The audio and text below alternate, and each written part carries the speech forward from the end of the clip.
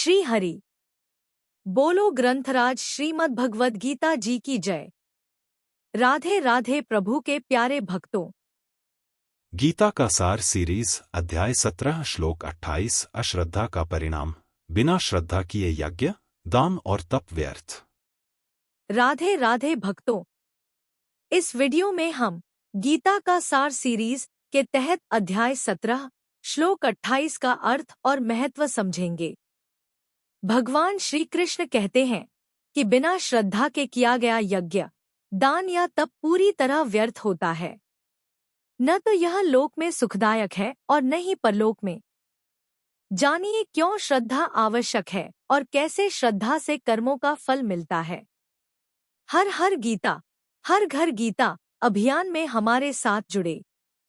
Video को like, share और channel subscribe करें।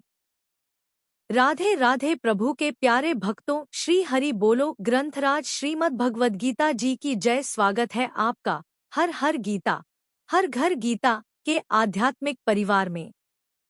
आज हम समझेंगे अध्याय 17 श्लोक 28 को, जिसमें बिना श्रद्धा के किए गए कर्मों की निष्फलता बताई गई है।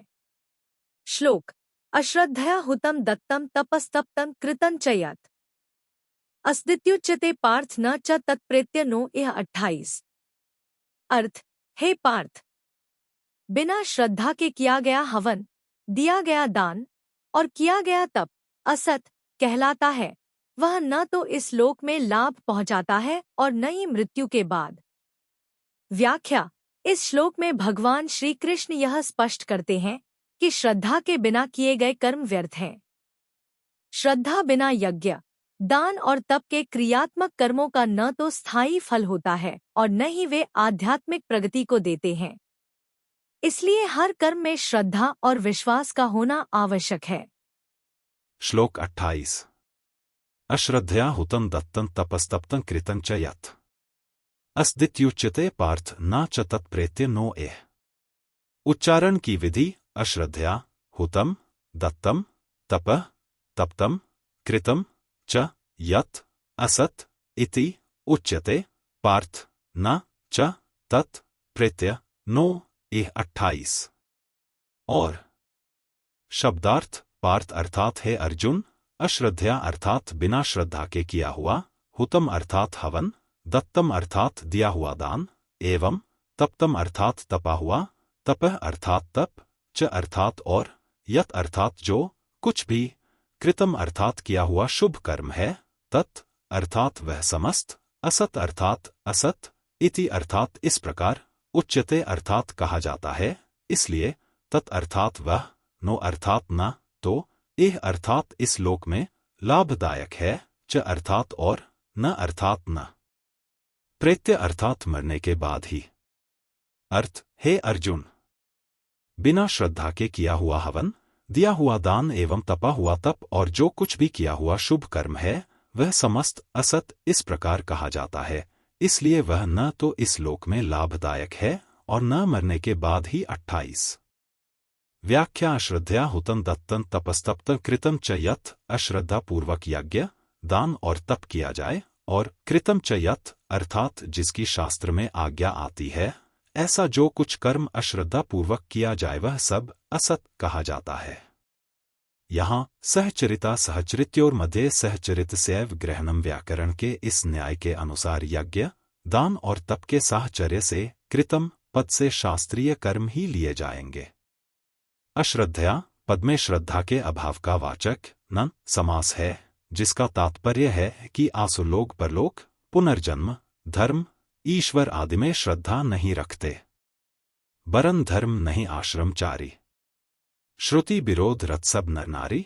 मानस 7 98 1 इस प्रकार के विरुद्ध भाव रखकर वे यज्ञ, दान आदि क्रियाएं करते हैं। जब वे शास्त्र में श्रद्धा ही नहीं रखते तो फिर वे यज्ञ आदि शास्त्रीय कर्म क्यों करते हैं?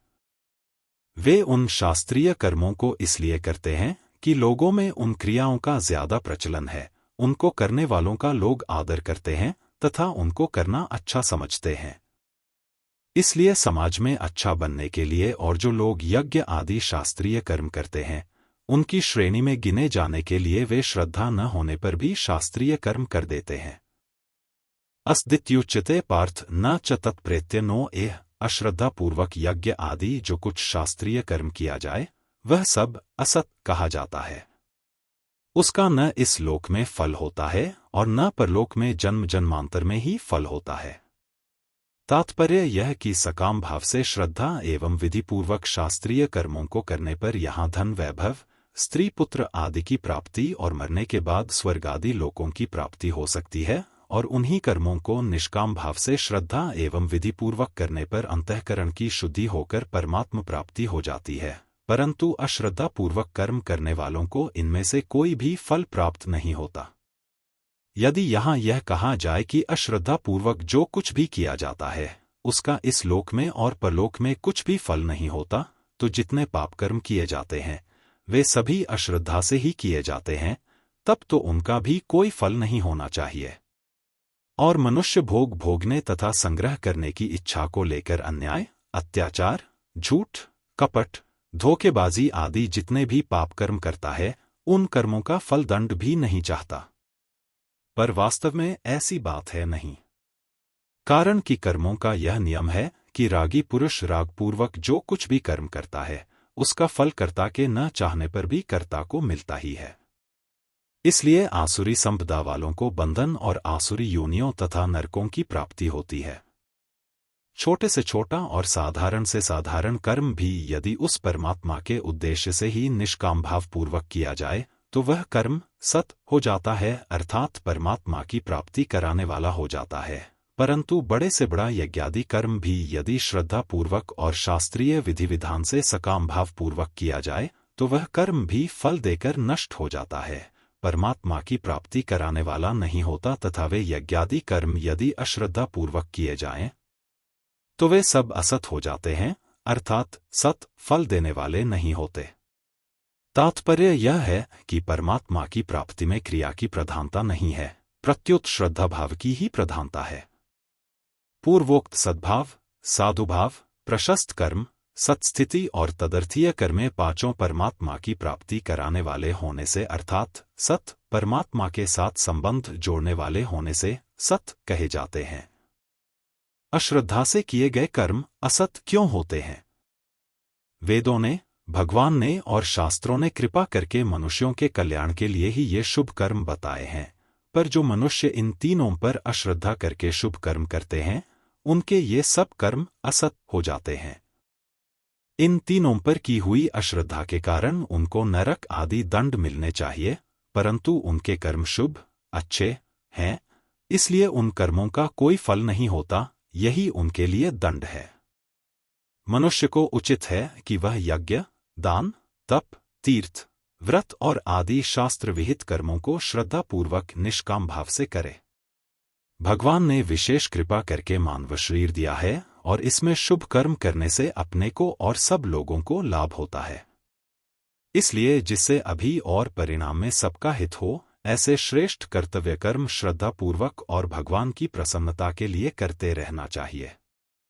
परिशिष्ट भाव, कृतंचयत पदों में नाम जप, कीर्तन आदि नहीं आएंगे, क्योंकि उनमें भगवान का संबंध होने से वे कर्म नहीं हैं, प्रत्युत उपासना है। तत्सदिति श्रीमद्भगवद्गीता उपनिषत्सु ब्रह्म विद्यायां योगशास्त्रे श्री कृष्णार्जुन संवादे श्रद्धात्रय विभागयोगो नाम सप्तदशोऽध्यायः 17। इस प्रकार तत् सत इन भगवान नामों के उच्चारण पूर्वक ब्रह्म विद्या और योग शास्त्र में श्रीमद्भगवद्गीतोपनिषद रूप श्री कृष्णार्जुन संवाद में श्रद्धात्रय विभाग योग नामक 17वां अध्याय पूर्ण हुआ। 17 इस अध्याय में श्रद्धा के 3 विभाग किए गए हैं, सात्विकी, राजसी और तामसी। इस विभाग को जो ठीक ठीक जान लेगा वह सात्विकी श्रद्धा का ग्रहण और राजसी तामसी श्रद्धा का त्याग कर देगा। राजसी तामसी श्रद्धा का त्याग करते ही सात्विकी श्रद्धा से भगवान के साथ स्वतः सिद्ध नित्य संबंध का अनुभव हो जाएगा। इसलिए इस अध्याय का नाम श्रद्धात्रय विभाग योग रखा गया है। 17वें अध्याय के पद, अक्षर और उवाच। 1 इस अध्याय में अथ सप्तदशोऽध्याय के 3, अर्जुन उवाच आदि पदों के 4 श्लोकों के 338 और पुष्पिका के 13 पद हैं। इस प्रकार संपूर्ण पदों का योग 358 है। 2. इस अध्याय में अथ सप्तदशोऽध्याय के 8, अर्जुन उवाच आदि पदों के 13, श्लोकों के 896 और पुष्पिका के 51 अक्षर हैं। इस प्रकार संपूर्ण अक्षरों का योग 968 है। इस अध्याय के सभी श्लोक 32 अक्षरों के हैं। 3. इस अध्याय में 2 उवाच हैं, अर्जुन उवाच और श्री भगवान उवाच। 17वें अध्याय में प्रयुक्त छंद। इस अध्याय के 28 श्लोकों में से तीसरे श्लोक के पहले चरण में मगन और तीसरे चरण में भगन प्रयुक्त होने से संकीर्ण विपुला, 10वें और 12वें श्लोक के प्रथम चरण में तथा 25वें-26वें श्लोकों के तृतीय चरण में नगन प्रयुक्त होने से न विपुला, 16वें-17वें श्लोकों के प्रथम चरण में मगन प्रयुक्त होने से म विपुला, 11वें श्लोक के तृतीय चरण में भगन प्रयुक्त होने से भविपुला और 19वें श्लोक के प्रथम चरण में रगन प्रयुक्त होने से रविपुला संज्ञा वाले छंद हैं। शेष 19 श्लोक ठीक पथ्यावक्त्र अनुष्टुप छंद के लक्षणों से युक्त हैं। क्या आप अपने कर्मों में श्रद्धा का समावेश करते हैं? अपने अनुभव नीचे कमेंट करें। वीडियो पसंद आए तो लाइक और शेयर करें। हर हर गीता, हर घर गीता अभियान से जुड़े रहें और इस ज्ञान को फैलाएं। सब्सक्राइब करें चैनल और बेल आइकन दबाएं। अपने परिवार और मित्रों के साथ वीडियो साझा करें। हर हर गीता, हर घर गीता। जय श्री कृष्ण।